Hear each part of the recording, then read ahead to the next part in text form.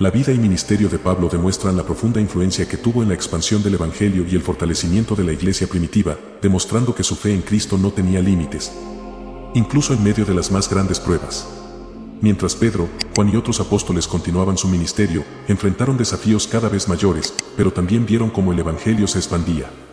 Pedro, por ejemplo, fue dirigido en una visión divina a la casa de Cornelio, un centurión romano, lo que abrió la puerta para que los gentiles fueran incluidos en la fe cristiana. Pedro proclamó: en verdad comprendo que Dios no hace excepción de personas, sino que en toda nación se agrada del que le teme y hace justicia. Hechos 10, 34-35. Este evento marcó un hito importante, permitiendo la inclusión de los gentiles en la iglesia de Cristo.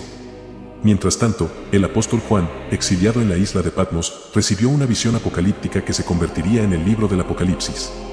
En esa visión, Jesús se presentó como el Alfa y la Omega, el principio y el fin. La visión de Juan estaba llena de símbolos y profecías, ofreciendo tanto esperanza como desafío a la iglesia perseguida, asegurando que la victoria final pertenecía a Cristo.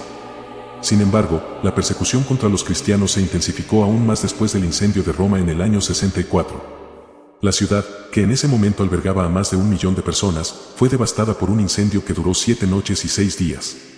Tras el desastre, el emperador Nerón, buscando un chivo expiatorio para desviar la culpa de su propia incompetencia, acusó a los cristianos del incendio. Esta acusación desató una brutal persecución en su contra. Los cristianos fueron arrestados, torturados y ejecutados de maneras horrendas. Algunos fueron crucificados, otros atados a postes cubiertos de brea y quemados vivos para iluminar las noches de Roma. Fue una masacre sin igual.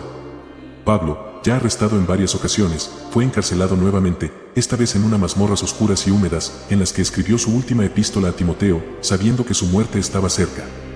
En sus palabras, reflejaba una fe inquebrantable: he peleado la buena batalla, he acabado la carrera, he guardado la fe, me está reservada la corona de justicia. 2 Timoteo 4, 7-8. En el año 67, Pablo fue decapitado, y con su muerte, el cristianismo perdió a uno de sus más grandes defensores. Sin embargo, su legado perduró y siguió inspirando a miles a seguir firmes en la fe. A pesar de la persecución, la iglesia no solo sobrevivió, sino que también creció. Los cristianos, que se reunían en casas y catacumbas, compartían la cena del Señor y se alentaban mutuamente. Las cartas de Juan, que exhortaban a la iglesia a amarse unos a otros, reflejaban la importancia de la comunidad en tiempos de persecución, porque el amor es de Dios. 1 Juan 4:7. La caída de Jerusalén en el año 70 después de Cristo, con la destrucción del templo, marcó otro punto de inflexión. Este evento devastador, aunque doloroso, también cumplió la profecía de Jesús y demostró que la verdadera adoración no dependía de un lugar físico, sino que estaba centrada en Cristo. Los cristianos, recordando las advertencias de Jesús, huyeron de Jerusalén hacia otras ciudades, lo que permitió la expansión del cristianismo.